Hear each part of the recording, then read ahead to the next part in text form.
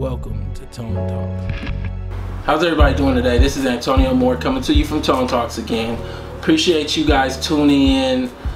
Please subscribe at tonetalks.org, donate at tonetalks.org, share my articles, share my prior videos. Let's keep the dialogue and the discussion going. Today I wanted to have a discussion about Trump's speech earlier this week, the Phoenix rally. I wanted to discuss Trump, discuss some of the issues that I see with him as a president, but also some of the nuanced realities of what I'm hearing from Black America that doesn't necessarily add up. And in a sense, I want Black America to move forward understanding that this man is our president and that we need to be clear about what his policy changes might be and how those policy changes might affect our lives. So let me start off by going to some of the things that I'm hearing. I'm hearing Black Americans say some of the talking points from CNN, which are correct, which is Donald Trump seems detached. He seems unhinged. He seems unaware. But he's a billionaire, and I expect that to come from them. I expect that to come from somebody whose father largely was made wealthy off of the redlining of New York City. And so, like, essentially now, what I'm seeing is that Black America's answer isn't sufficient. It isn't sufficient to say I'm gonna watch some other show, Empire, whatever it is, instead of the Donald Trump speech, because he is the president, and so as a result, the policies that he's saying might happen could affect you, your family, and your extended family, and your community, and in a very, very bad way. And you need to be aware, not only to demand that these policies aren't put into effect, whether it be repealing Obamacare while you have a sick child, or for that matter, or a 26-year-old child that doesn't, 25-year-old child that needs health care to stay in effect for 25-year-olds to stay on your policy, or for that matter, whether you have tax reform as something on your agenda and you look at it and you don't really understand what's going on. You need to watch not only what he's speaking about, but you need to peel back the layers, use Google, the internet, to find out more about policy and how it affects you for the good and the bad. Because if you're not aware, then your children aren't going to be aware, then your grandma's not going to be aware. And the reality is that you might be that conduit to keep everybody connected to the reality of what things mean. So let's start off by just looking back. You know, for those people that are of my generation, I think a lot of us have not seen transformative government and what it can do to destroy your life or to make your life better in literally an overnight decision. Whether it be everything from when we look back in the mid-1600s, 1640, we have some of the first decisions out of Virginia to recognize and allow slavery. 1641, Massachusetts becomes the first place that actually codifies slavery. The first state to codify slavery was Massachusetts. And that was and you can go look at it, it's the Body of Liberties laws. When they did that, they actually codified that. Before that, what was happening was a general movement towards allowing slavery. What would it have meant to not be aware of that when you can be?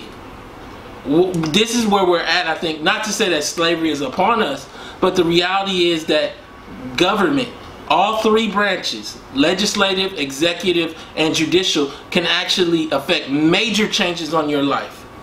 And then you need to be aware of how those changes are happening, when they're happening, and why they're happening. When we look at Dred Scott, do you understand where Black America would have been if Dred Scott would have went the other way? You basically have America deciding what will be next for American slavery. Dred Scott comes down basically saying that Black people are clearly by law not citizens and they have no standing to sue. In addition, the federal government cannot watch over slavery. Set us back 100 years. 100 years easily. And so, like, when you start to see the dynamic of a Black America that basically is opting out of politics, and somebody would say, me not watching Trump is not opting out of politics. Well, he's the president of the whole country, so it is. You not being aware of how his policies affect you in your life is opting out. And you don't get to opt out, particularly when Black America is in the state of wealth, in the state of incarceration, in the state of unemployment that it is today. When you look at the civil rights movement and the legislation that came out of that body, when you look at the changes in Black life, mid-60s all the way to the mid-80s, in terms of access and opportunity, because of politics from the greatest generation, because of politics from Martin Luther King, Malcolm X, Medgar Evers, and the list goes on. you start to understand that black America has to push. Power concedes nothing without demand. Frederick Douglass. So then, if in essence we've decided no longer to make demands, power will concede nothing. When we look further along at Ronald Reagan and the crack laws that came out of the legislative branch, when you have Tip O'Neill standing there, going back and forth, oh, 10 to 1 for crack. No, 100 to 1 for crack. How is crack sentenced worse than cocaine when we're trying to catch distributors and stop the inflow? You tell me that. When corner dealers carry crack and major distributors carry cocaine, we're going to sentence the crack worse than the cocaine. 100 times worse. One that wrought devastation on the black community like we've never seen before. You can check out my documentary. Like I said in prior videos, I was nominated for an Emmy on the documentary Freeway Cracking the System as a producer that covered all of this. The atrocity of it all. You know, as a young African American attorney, as a you know, blossoming filmmaker, I look at black America and I say to myself sometimes, what will it take? And what I think is happening right now is that Trump is so chaotic that black America doesn't know how to deal coming off the Obama high. You know, his speech, when we look at the language of his speech, it was so problematic in many ways. It was so incorrect in many ways. When you look at black America right now, what you have to understand, I've said it before, we're living on 2.6% of the wealth. White America's living on 90% of the $94 trillion in household wealth. We all have the same dreams of a house, a picket fence, and an education at UCLA for our children. But the larger issue for black America is that 20% or the top 3 million black families have 90% of that 2.6. So 80% of black America is living on a tenth of American wealth, with all the dreams as though they're 30% in. As they have a large chunk of American access. Government policies are the only way this happens. When you look at Trump's speech and you pull out language and you have him saying, when one part of America hurts, we all hurt. When one part suffers injustice, we all suffer together. You have to wonder.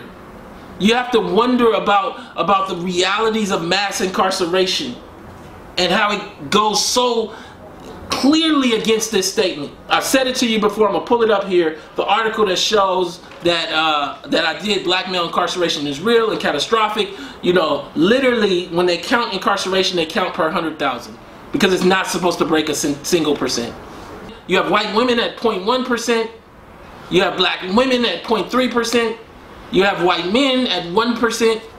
Which is extremely high. One of the highest incarceration rates we saw prior to this era was in South Africa during apartheid, under which we saw 800 per 100,000 for South African men. That's exceedingly high, 0.8%. African American men between the ages of 20 and 39, not even counting probation and parole, are at nearly 8 to 10%. It's something we've never seen before. Uninstitutionalized African American men between 20 and 35 in 35 major cities, according to the census, are unemployed at 35 to 40%. So now we have to deal with this reality of Donald Trump saying that we are one single unbreakable team. That's what we are. We believe in America first. Will you tell me how that's believing in America, President Trump? I don't see how that's believing in America when the destruction of black male lives leads to white jobs. Prison gerrymandering leads to extra legislatures for white communities that don't have enough population without the jail population. I was quoted in an article by Huffington Post. I want to share a little section of that. The article is titled, "Mississippi Jails Are Losing Inmates and Local Officials Are Devastated by the Loss of Revenue." And what the article actually exposed, this was done by Ryan Grimm, former editor of politics for Huffington Post. Shout out to Ryan. Essentially what this showed is that we have a insidious system where this Mississippi jail was built with a promise of prisoners. A promise of prisoners. How can you promise how many people are going to do crimes? That means you already got to count how many people are going to go to jail. And nobody wants their sister, their brother to go to jail. So it ends up being, we're counting how many black men we're going to send you.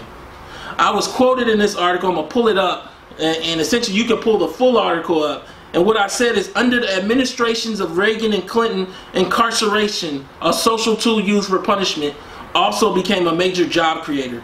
I don't think it necessarily started out this way, but the inmate population has become the backbone of some of these counties that are involved, said Mississippi Corrections Commissioner Marshall Fisher. When you line that up, this reality of black male lives serving as a job creator, with a statement by Donald Trump that when one part suffers injustice, we all suffer, it just doesn't make sense economically or socially. What I see with Donald Trump, before I continue on, is that he is the consequence of American history. The consequence of capitalism run amok. The billionaire president that didn't make it on his own, that really was propped up by a father who was propped up by government via the FHA, saving his business and giving him all those loans for homes in New York. What we see is the white nationalists propping up Donald Trump's presidency in terms of, I will vote for you as long as you protect us. And I think for a lot of us, we want an America to exist that never really happened.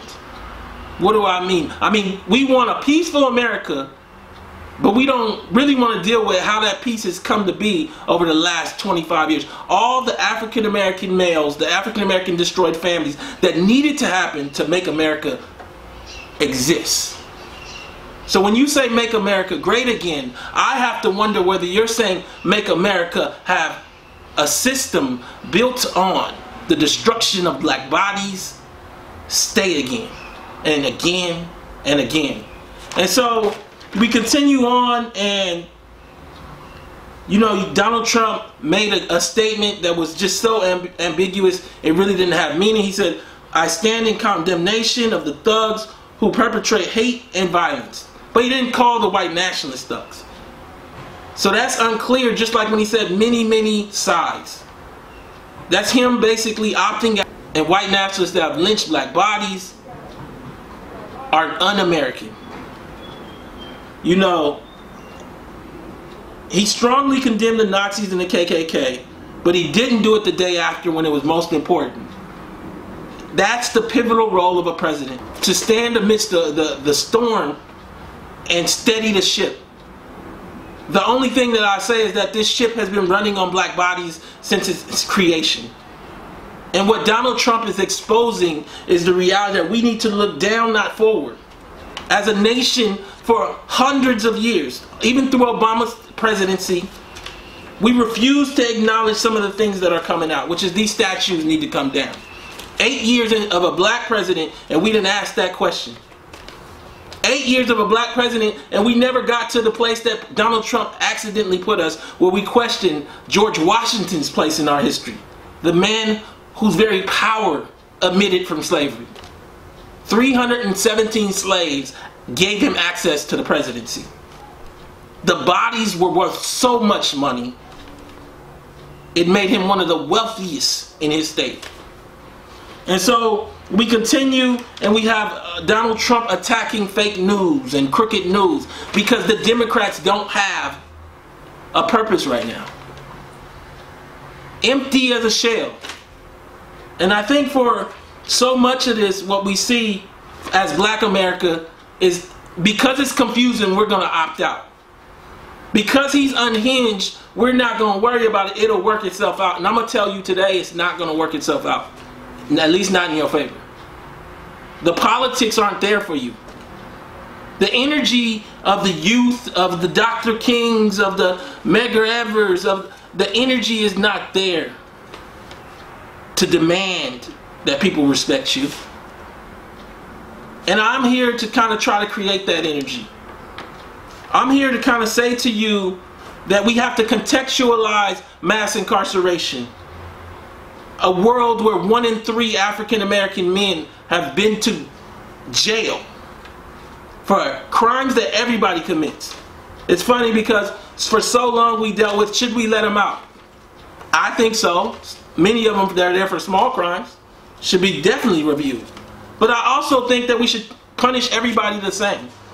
One of the things you find is that in countries that have a homogeneous population, meaning all one kind of people, they have the lowest crime rates in terms of punishment. People do crimes, but they have among the lowest crime rates.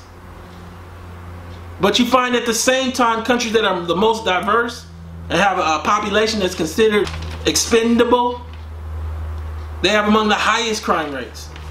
People don't like putting people in jail that look like them. If you want to see jail change, make it so that white women, white men, black women, Mexican men, Mexican women all get the same sentence for the same crime. You want to be hard on crime? That's the way you be hard on crime. So let's look at the major pillars of Trump's speech and start to ask the hard questions about how this affects African Americans. I've done different videos on these different sections, but I kind of wanted to sum it up in context of this speech that we just saw, because it's not as easy as he's just evil and I shouldn't listen. You know, we're not a monolithic group socially. We're pretty monolithic economically in terms of not having wealth, but many of us have different benefits and costs in terms of the policies that he's presenting. And I wanted to start off with tax reform, and what you see is that we don't really understand. Taxes have not been set up fair for the average American as a whole, but they've been particularly onerous to black people who are actually middle class, working class people who went to college and tried hard. When we look at the reality of what the tax reform means for a single black mother of 2, let's say high school educated, and what it means for a single, let's say black female that graduated from UCLA, first job, it's drastically different. I'm going to pull up a chart here so you can kind of see, because what Trump is doing, he's not rewarding childbirth anymore, or having children independence, I should say.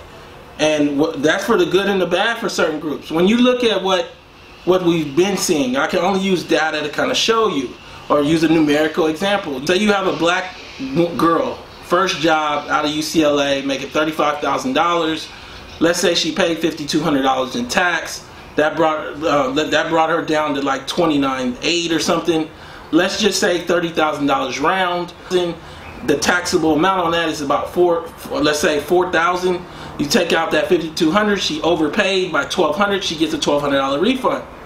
But our system has been working entirely different for, say, a mother with 2 children that's high school educated, and it's, let's say somehow, whether it be 2 jobs, is making that same $35,000. What essentially you can see with her situation is that it's the $35,000 less $21,000, not a $6,500 deduction, or it's a $21,000 deduction for herself, her 2 children. And so what you end up with is a situation where her taxable amount is only like $14,000 or $15,000. That means that she only owed like $1,400 in tax, so she already is like up by like $2,300, $2,500 on the other person. And then in addition, she gets the EIC, earned income credit, and the child tax credit. So in a large sum, many were getting between $7,000 and $9,000 refunds. What happens when that all changes? Because under Trump, everybody gets $15,000. What does that mean for black life? What does that mean for you? What does that mean for your sister? What does that mean for your cousin? How will that impact your life? These are drastic, transformative changes to the things that have allowed black life to exist despite not having wealth. And we don't really know about them. We're not talking about them in our homes. We too busy watching Empire, figuring out that Jay-Z 444 is coming out, understanding that Beyonce has a concert in a couple months. And none of that stuff is going to allow you to survive and feed your family. When we look over at immigration, there's so much more to the story than just, the wall. There's the question that starts to be asked of how has this impacted African Americans over the long term. And what I want to share with you is a section from, there's a Professor Borjas of Harvard University, and he did a working paper. I'm going to share the section with you here, and it's so much more nuanced than just the idea that we're all people of color. And you can actually take this information and come up with your own opinion of it. But I ask you to do it in context of the incarceration numbers that I gave you earlier. It says, this is what Professor Borjas of Harvard said: we have got to set up a system that basically discriminates. I don't mean that in a bad way. Just chooses the winners and the losers in this very big pool of applicants we're going to get. The 1980 to 2000 immigrant influx therefore generally explains about 20 to 60% of the decline in wages, 25% of the decline in employment, and about 10% of the rise in incarceration rates among blacks with a high school education or less. And he's not just talking about illegal immigration. Immigration has not been good to African Americans. It's actually, by this number, led to massive amounts of the failure you see in the black community. Now, am I saying that in whole that it is right to blame immigrants? No, I'm not saying that. What I'm saying is take this data and make your analysis much more complex and nuanced than just saying we're all people of color, or that Trump is bad, or that Obama is good, and know how the numbers impact your community. 10% of your men are in jail. A third have been to jail. I'm talking about a half of the ones that are out are unemployed. And I just gave you this data. You can actually read the whole paragraph, the whole article. Pull it up: immigration and African American employment opportunities. Google that and Borjas, B-O-R-J-A-S, and it should come up as a PDF. When you deal with this border wall, I think that Trump went off the hinges when he said that he'll shut the government down. I don't believe that that was in the speech, just from how I heard it. I think the border wall is an interesting concept. I don't think NAFTA was great for Americans, let alone African Americans. I just believe that we need to approach this thing and be honest about the impacts of these things on our communities and ourselves, much more than just saying, I just want to have a kind soul for everybody. All while all your men are dealing with massive amounts of failure. Your women and your families are basically unattached. 50% marriage rate, 70% divorce rate. And so I continue with the repealing of Obamacare. This can affect so many African Americans who have their children on their health insurance well into 26. But then there's the question of why our children have to be on our insurance at 26. 26 is supposed to be a prime age to be a full adult. What is the failure where your children, regardless of race, can't transition into life and need to be in your insurance after college? And is this stopgap the right answer? That's for you to answer. Pre-existing conditions. If you have one, or you know someone with one, or you need to support one with someone with one, you need to be watching Donald Trump's attack on this thing, and getting to your senators, and getting to McCain, and getting to, so that you can make sure that that wall that kept the bill from being passed the other day stays intact. Because you can guarantee that the other side will be pushing pressure on their senators. You know, so many of our black, we've seen black people crying to bring America back to what it was. And I just showed you in so many ways why what it was and what it is not good for African Americans as a whole. You have Van Jones crying on CNN saying, he's so sad for his white godmother. What about your black grandmother and your black great-great-grandmother that was a slave? Cry for them. When you deal with Charlottesville, Virginia, a place where at the University of Virginia, slaves were chased by students as they just tried to do their daily work. Understand that we have Andrew Young, former mayor of Atlanta, Martin Luther King's best friend, coming up saying we should be kind to the Ku Klux Klan members. Ku Klux Klan members, the same members that lynched us and hung us as a spectacle. You have Puff Daddy tweeting, "No more marching." Puff Daddy, it's not for you to tell us whether we're going to march. You a millionaire. You have black people out here that are barely making it, and you going to tell them not to march while they live in Baltimore in food deserts, while you on a jet ski on some island that we've never heard of. You don't get to tell black people in Baltimore that they can't march for their needs. You get Charles Barkley saying we didn't know the statues existed. Well, you tell that to the people in Charlottesville and the people all across this country pulling statues down, because we knew they existed. You didn't. Donald Trump's speech, the climate of the country, are a chaos. And in many ways, they're bringing about a dialogue that we have waited multiple generations to have. A dialogue that reaches to the core of this country. And I'm not saying that Donald Trump is a good thing for the presidency or for the country. I actually don't think he is. But I am saying that the stupor that we were in under Obama didn't work either. A world where Black America got 1.7% of the SBA loans, where we traded in incarceration for anklets and remained on parole, none of that works. And I just want Donald Trump to be challenged by everyone at every step based on what they need and what they desire. And I think that can't happen until you actually watch him speak and make sure what comes out of his mouth matches the needs that your family has on its dinner table at night. I want to thank you guys for tuning in. Please subscribe and donate, tonetalks.org. And thanks again. Please share this. Let's get the dialogue going. And let's keep the dialogue going because it's necessary right now.